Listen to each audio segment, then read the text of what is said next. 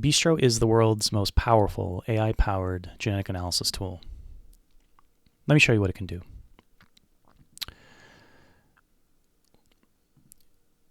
Here, we've sequenced a single individual on a whole exome sequencing platform and submitted the data to Bystro.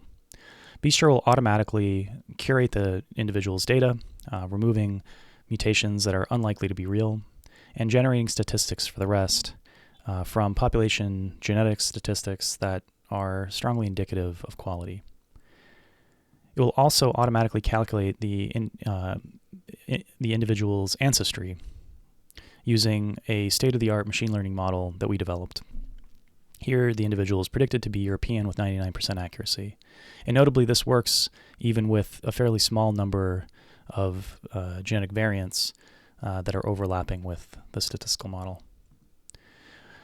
We will then use this ancestry prediction to create a refined ancestry-corrected polygenic risk score, or what's also known as a prediction of disease risk from genetic factors that are common, so common mutations. Here, the individual is predicted to have a somewhat increased risk of inflammatory bowel disease, but no appreciable increased risk for Alzheimer's, which is good news. Bystro will also generate reports for a subset of conditions. These are just some demos. For instance, identifying the apolipoprotein E genotype. Namely, if the individual has an E4 genotype, they are more likely to have early onset Alzheimer's. But the real power of Bystro comes in its AI-powered search. This allows you to naturally interact with the genetic data and ask questions that make sense to you. The system will then translate those questions into queries that will pull out the relevant genetic information and give you the ability to summarize them, again, using AI. So this person may be interested, to ask, do I have any mutations associated with disease? And indeed, we find 37 pathogenic mutations and many other classes. Maybe a more specific question would be, am I at risk for any diseases?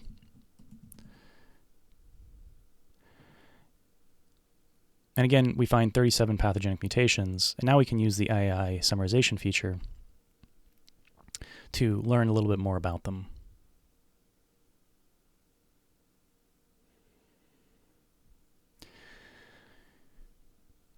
Bystro will automatically generate an understandable report that is at the same time very detailed in the description of the mutation and the effects on the individual.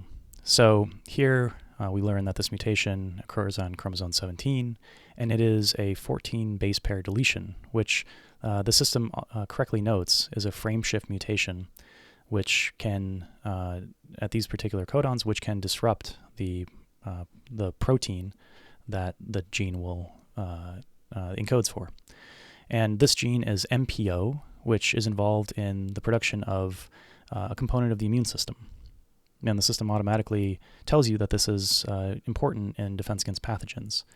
We look through clinical submissions from around the world and give you a link to learn more about them. In summary, in this case, there are multiple submitters, clinical genetic submitters, who have all agreed on the pathogenicity of this mutation, indicating that it's probably real. And again, we give a little bit more information on the disorder that is associated with this mutation is associated with and what kind of impact it might have on the body. We'll also go through predictions of pathogenicity, for instance, looking at the CAD score and connecting it to other prediction scores like PhyloP, Splice AI, and Pangolin.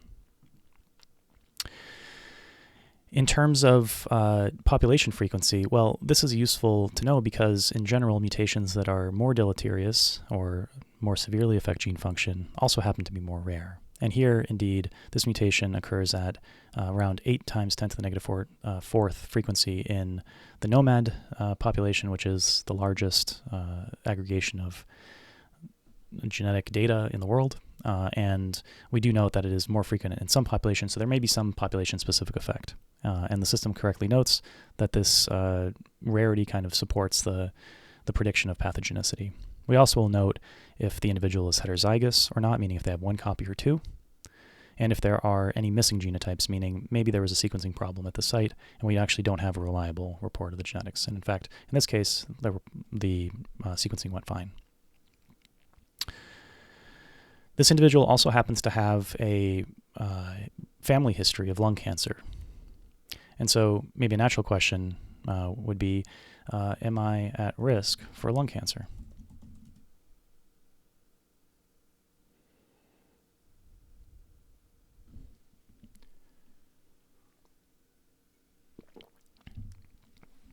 And interestingly, there are no pathogenic mutations associated with lung cancer, which is a relief. There are some benign mutations, but the system correctly notes these are fairly low risk and maybe not so interesting. And there's actually a protective variant as well. So let's use our AI summary feature to go ahead and learn more about this mutation.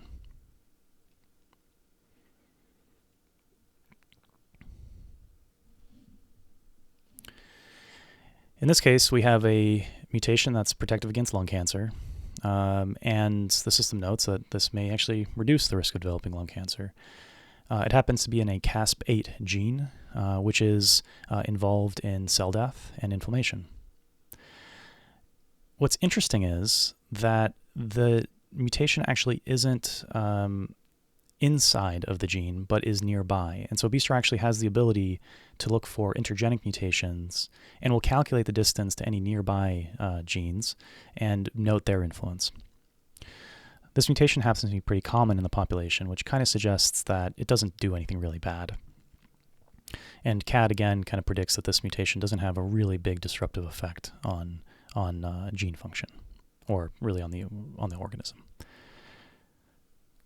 Bystro is also capable of doing analyses across many individuals. Here we have a trio. The child is sample 4805, and the parents are 1847 and 1805. And actually we can, kind of get some nice confirmation in our ancestry predictions, noting that the child is kind of between the two parents and is at least very closely related to one of the parents. So the question that we may have, in this case, the child has a blue skin condition called methemoglobinemia, which I never remember how to spell correctly. But we may wonder, are there any mutations that are unique to the child? Of course, we have to tell the system who the kid is. And Bystro does have the ability to ingest information about sample populations. And so this is something that's, possible to do automatically as well. So we're going to tell the system that sample 4805 is the child, and samples 1805 and 1847 are their parents. Bystro will correctly find mutations that are exclusive to the child. Now we may want to say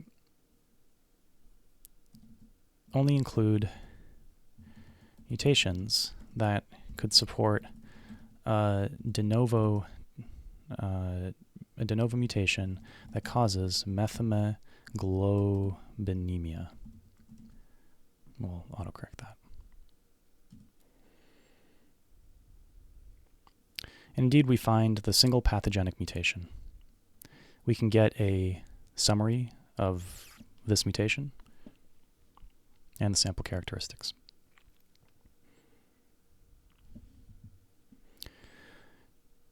So here we note that there's a mutation in CYB5R3, which encodes a cytochrome B5 reductase 3, a protein involved in the electron transfer process. The alteration is exonic, which means in a coding region, and non-synonymous, which does impact the protein's function. And we tell you what the actual impact is. It's an amino acid change from an arginine to a glutamine.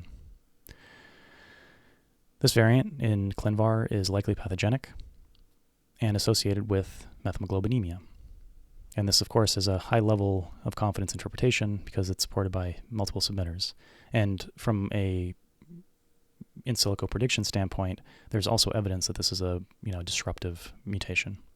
It is also rare in the general population, again suggesting that this mutation is in fact pathogenic.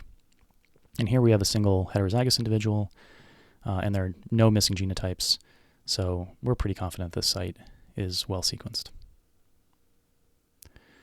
And that's it for a brief demo of Bystro.